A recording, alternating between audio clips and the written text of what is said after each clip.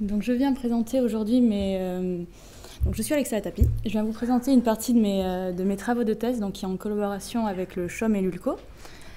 Donc aujourd'hui, je vais vous présenter plus précisément l'évolution de la zone côtière du nord de la France depuis le 19e siècle et l'influence des variations morphologiques sur la circulation hydrodynamique. Donc je vais commencer par une brève introduction. On part du constat suivant, que la morphologie des fonds marins va avoir une influence sur l'hydrodynamisme, donc sur la circulation de courants, sur la propagation de la houle à la côte, mais également sur le transport sédimentaire. Réciproquement, l'hydrodynamisme et le transport sédimentaire vont avoir une influence sur la morphologie des fonds marins, donc que ce soit au niveau de leur mobilité ou leur stabilité. Donc notre zone d'étude, se trouve au sud de la mer du Nord. Donc on est entre le détroit du Pas-de-Calais et la frontière belge. Et on voit ici qu'on a une bathymétrie complexe, avec de nombreux bancs sableux, particulièrement face à Dunkerque. Donc des études précédentes ont montré que ces bancs sableux, sur les dernières décennies, présentaient une certaine mobilité.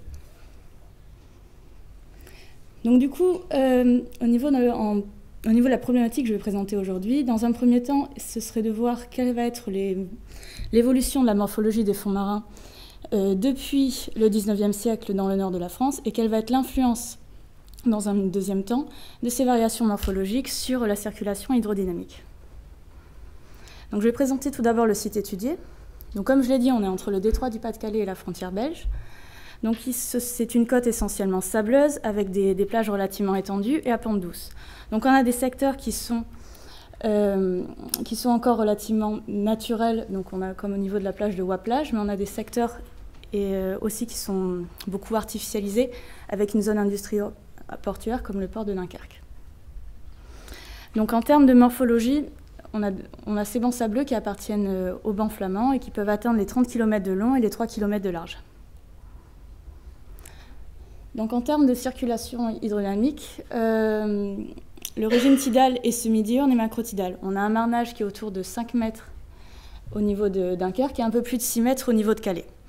Donc la forte amplitude des marées dans ce secteur et le resserrement topographique lié au détroit du Pas-de-Calais vont canaliser les courants. Donc on va avoir un courant de surface pour le flot qui peut excéder les 1,8 mètres par seconde et autour de 1,5 mètres par seconde pour le jusant. Donc on voit ici qu'on a une prédominance du flot par rapport au jusant, ce qui va entraîner une asymétrie des courants et donc un transport net sédimentaire qui est dirigé vers l'est-nord-est. Donc en termes de houle, vous voyez ici une rose de houle mesurée à la bouée de Westfinder qui est située à 40 km au large de Dunkerque. Donc on a des houles qui viennent essentiellement du secteur ouest-sud-ouest et est-nord-est, avec pour houle modale une houle de 0,6 m, avec une période comprise entre 4 et 8 secondes. À l'approche de la côte, la houle va subir un important shoaling et une forte dissipation de son énergie en passant par-dessus les bancs. Ce qui fait que finalement à la côte, on a une houle qui excède rarement les 1 mètre, même lors d'événements extrêmes. Donc à présent, je vais présenter la méthodologie que j'ai appliquée pour cette étude. Donc je disais qu'on remontait jusqu'au 19e siècle, et effectivement, en fait, des levées bathymétriques existent et ont été réalisées depuis les années 1800 et ont été conservées dans les archives du CHOM. Donc un premier travail a été d'inventorier ces données, de les scanner, puis de les digitaliser. Donc pour ça, on a utilisé le logiciel ScanBathy, qui permet de digitaliser chacune des sondes, d'exporter ça sous forme de fichier XYZ. On convertit dans le système géodésique actuel et enfin on va pouvoir interpoler sous forme de MNT. Donc ici c'est le tableau qui recense tous les levées qui ont été utilisées pour cette étude, donc on voit bien qu'on remonte jusque dans les années 1836. Et donc les dates en gras, ce sont les données qui sont inédites en fait, qui ont permis de compléter la base de données. Donc ce qui représente environ 350 000 sondes qui ont été digitalisées à la main.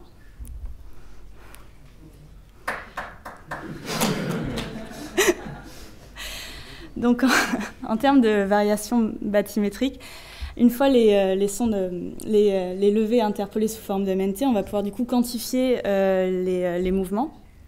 Donc, pour les levées, on avait des informations topographiques. On va pouvoir du coup digitaliser le trait de côte. À l'échelle d'un banc sableux, on va pouvoir étudier l'évolution de son volume, voir s'il a plutôt gagné ou plutôt perdu en sédiments. Sur des surfaces un peu plus larges, on va pouvoir faire des différentiels bathymétriques, donc en soustrayant une bathymétrie avec une autre, et voir si on a des secteurs qui ont gagné plutôt en érosion et plutôt en accrétion. Et à l'échelle des bancs, on va pouvoir quantifier des déplacements en réalisant des profils longitudinaux et transversaux. Donc une fois la description finalement de la variation morphologique de ces fonds marins réalisés, on va pouvoir mettre en place un modèle numérique. Donc pour ça, on a utilisé le modèle Télémac 3D, qui est un modèle en éléments finis et qui va nous permettre de simuler la propagation de la marée sur différentes bathymétries. Donc ce modèle permet de résoudre en 3 dimensions les équations de transport-diffusion, les équations de Navier-Stokes et en prenant l'hypothèse de la pression hydrostatique.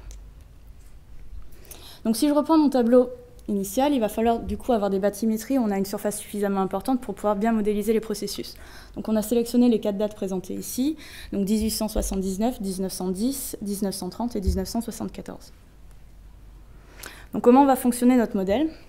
On va avoir notre trait de côte historique et notre bathymétrie qu'on va injecter dans le logiciel Bluecanoe qui va nous permettre d'avoir en sortie un fichier de géométrie. On va voir du coup la bathymétrie qui est intégrée dedans et un fichier de conditions aux limites. Donc avec le modèle de marée CAST France, on va calculer aux frontières notre marée qu'on va propager. Donc avec Télémac, on va simuler du coup un modèle de marée. Les modèles de marée ils sont sensibles aux coefficients de frottement sur le fond. Donc vu notre emprise quand même relativement réduite, on va considérer que notre coefficient de frottement en fait, va être homogène sur l'ensemble de la surface. Et donc pour calibrer notre modèle, on va faire varier ce coefficient en suivant la loi de Chézy, donc entre un coefficient de 50 et de 70. Donc pour valider notre modèle, on va du coup avoir en sortie des hauteurs d'eau et des courants de marée. Donc pour les courants de marée, on va comparer du coup au niveau des ports de Calais et de Dunkerque nos hauteurs d'eau avec les hauteurs calculées avec le logiciel de prédiction de marée masse. Pour les courants d'eau, on va pouvoir du coup comparer nos vitesses en fait en sortie de modèle avec les observations qu'on a de cette époque-là. Donc pour la validation, c'est écrit sur le dessus, sur le côté, on a utilisé le modèle de 1930. Pourquoi 1930 ? Parce que c'était le modèle le plus récent où on avait le port de Calais et de Dunkerque, alors que sur 1975, on n'avait que le port de Calais. Donc on a fait plusieurs simulations avec nos différents coefficients de frottement. Et on va prendre du coup pour un coefficient de 64. Donc pour ce coefficient, on obtient en hauteur un écart moyen entre modèle et prédiction inférieur à 5 cm, donc ce qui nous fait une erreur inférieure à 2%. Et en termes de déphasage pleine mer, basse mer, on obtient inférieur à 2 minutes. Pour les vitesses de courant, on obtient du coup un écart entre modèle et observation inférieur à 3 cm par seconde et un déphasage flot et jusant inférieur à 25 minutes. Donc on va considérer satisfaisant. La dernière étape, ça va être de vérifier du coup si avec notre coefficient, on obtient des résultats cohérents sur les autres modèles. Et donc on a calculé du coup pour les 4 modèles sur une simulation d'un peu plus d'un mois, un écart moyen entre modèle et prédiction inférieur à 10 cm pour la hauteur d'eau et un déphasage inférieur à 5 minutes, sauf pour les basses mers de 1975, où là on est plus autour de 12 minutes. Donc à présent les résultats, je vais présenter du coup l'évolution de la bathymétrie. Donc sur ce différentiel bathymétrique qui couvre l'ensemble de la zone, donc les couleurs rendent très très mal, mais on a du coup c'est un différentiel sur la partie A entre 1878 et 1975 et entre 1861 et 1962 au niveau de Dunkerque. Donc les secteurs en rouge c'est plutôt une érosion et les secteurs en vert-bleu c'est plutôt un exhaussement des fonds. Donc on voit déjà ici qu'on a des secteurs qui ont bougé, donc au niveau de Dunkerque, au large de Gravelines, donc au niveau du banc de Dic, légèrement au niveau de Ouessant, là je pense que vous ne voyez pas, mais il y a un petit secteur en érosion, et au niveau de Calais, dont on va parler par la suite. Donc au niveau du secteur de Calais, on voit sur le MNT de 1974 le Riden de la Rade, donc qui est le banc le plus proche de la côte. Et sur le MNT de 1861, ce banc en fait est difficilement détectable, on le voit à peine. Si on regarde le profil qui a été fait, du coup, le profil B qui est transversalement à ce banc, c'est le profil bleu, là, le banc était à peine formé. C'est en fait au cours du 19e et du 20e siècle que le banc va commencer à se former. En fait, on va avoir un exhaussement de la crête. À partir du 20e siècle, de mi-20e siècle, on va avoir un élargissement de ce banc et progressivement, un élargissement de ce banc. Au niveau du chenal de navigation, on va avoir un creusement du chenal, et au niveau de la côte, on va avoir un recul du trait de côte au niveau de la démarcation du zéro dans ce secteur. Pour le profil C, donc qui est le plus à l'est, on voit effectivement encore un exhaussement de la crête, une migration progressive du banc vers la côte jusqu'à un accolement presque à la plage. Donc le dernier profil longitudinal, donc dans la longueur du banc, donc on voit ici finalement que entre 1861 et 2009, ben, le banc il a gagné en largeur, il était initialement de 8 km et là il est autour de 16 km. Donc maintenant en termes de circulation hydrodynamique, donc on a fait une simulation en prenant en forçage les grandes marées de 2015 pour avoir des vitesses de courant maximales en fait dans ce secteur. Et on a calculé des courants résiduels donc en additionnant les vecteurs vitesse sur plusieurs cycles de marée. Donc pour le secteur de Calais, vous aurez ici la bathymétrie et les cartes de vitesse de courant résiduel.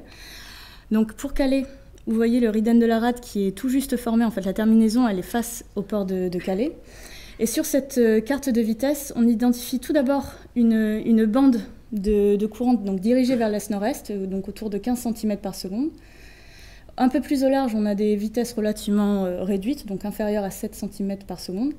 Et au niveau, finalement, face au port de Calais, donc au niveau de la terminaison du Riden de la Rade de l'époque, on a une phase d'accélération en fait, des courants dans ce secteur.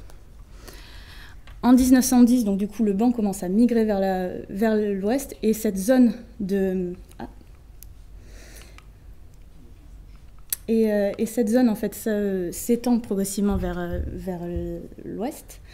De même, en 1930, on commence à voir bien le banc qui se forme là-bas.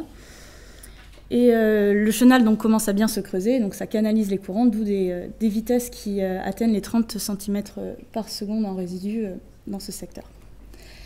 Donc je finirai sur 1975, où là, le banc a la forme quasi actuelle, et on a du coup toute cette zone où on a une accélération des courants. Et là, les vecteurs vitesse finalement sont presque déviés et partent un peu vers le large. Donc là, c'est juste une comparaison entre 1878 et 1975, où on voit bien qu'il y a eu en un siècle une différence une variation finalement des courants résiduels dans ce secteur. Donc avec un secteur là où il y a une accélération des vitesses et qui pourrait expliquer l'érosion qu'on observe dans ce secteur, puisque ça empêche, si les courants en fait sont plus rapides, ça empêche le dépôt. Et le secteur un peu plus à l'est, là au niveau de la jonction entre le Riden de la Rade et la côte, où là les courants en fait diminuent fortement, et donc ce qui pourrait permettre le dépôt sédimentaire dans ce secteur. Donc je finis en conclusion très rapidement. La zone côtière du nord de la France, on voit qu'en 2 siècles a significativement évolué. On l'a vu au niveau de Calais, mais également au niveau de la baie d'Ouessant et au niveau de la zone côtière de Dunkerque, où là on a une migration des bancs vers l'est-nord-est, mais également vers la côte. Donc au cours de notre étude, on va considérer que les migrations des bancs vers la côte sont plutôt dues aux vagues de tempête, et pour les mouvements longitudinaux, ce serait plutôt dû au courant du coup de marée.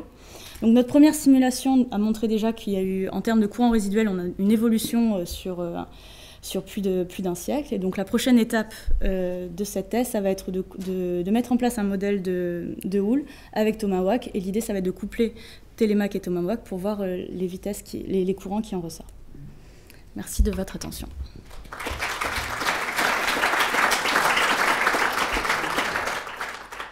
Merci Alexa. Alexa, sur tes différentes bâtis, quelles sont tes incertitudes et quelles sont les conséquences sur les courants de ces incertitudes? On les a calculées justement en prenant l'incertitude de l'instrumentation. Donc que ce soit les navires, le positionnement en fait avec le cercle hydrographique, enfin pour les données les plus anciennes, hein. Avec le cercle hydrographique ou le plomb sonde, on a calculé en fait une erreur qui est au maximum, pour les levées les plus anciens, on a 2,5 mètres en vertical, à peu près. Alors c'est vrai que pour les bathymétries, enfin pour la circulation, ça je l'ai pas encore pris en compte. C'est au tout début. C'est vrai que honnêtement, j'avais même pas pensé que ça pouvait réellement jouer. Ça rejoint c'est la partie sédimentaux, parce qu'on voit bien qu'on est dans une grande plage dissipative, et là où vous montrez les vitesses de courant qui étaient plus élevées sur la dune. Non, sur la dune. Oui, sur le banc. Est-ce que il n'y a pas d'érosion avec ces vitesses, ou bien sur la polarité de la dune? Vous ne l'avez pas observé? Alors, le secteur où on a une accélération des vitesses, c'est plutôt sur le chenal, pas réellement sur le banc lui-même. Au contraire, sur le banc, en fait, on va avoir une diminution de la vitesse. Mais c'est dommage parce que du coup, là, j'ai plus accès à mes planches. Non, les courants... C'est dans les pages que vous avez observé les fortes vitesses. Dans le chenal, oui. Dans les chenals. Pas sur le banc, forcément. Au contraire, en fait, le banc, il est progressivement, en fait, il va monter, il est quasiment en fait au niveau de la surface de l'eau. Donc, il va y avoir au niveau du zéro. Donc, il va y avoir au contraire une diminution de la vitesse dans ce secteur-là. On voit parce que les courants, du coup, sont canalisés dans les courants et en fait, au niveau de la terminaison, à la jonction en fait entre la côte du coup et le banc, il va y avoir une déviation et en fait, les courants en passant sur le banc, ils perdent en vitesse et après, ils partent vers le large. Oui, Alexa, c'est Raphaël. Moi, j'avais une question plutôt un peu technique. Pour faire le lien entre la circulation et l'érosion, est-ce qu'il est préférable de regarder les courants résiduels ou il est plutôt préférable de regarder les courants barotropes? En fait, je me suis heurté il y a 2 ans à cette question, donc je ne sais pas quel est ton avis sur ça. Là, j'ai pas d'avis. En fait, c'est un premier test que j'ai fait sur les courants résiduels. Je me suis pas encore occupée sur les courants barotropes. Peut-être que ça donnera des bons résultats. Là, c'est des premiers tests. On pourra en parler après si vous voulez.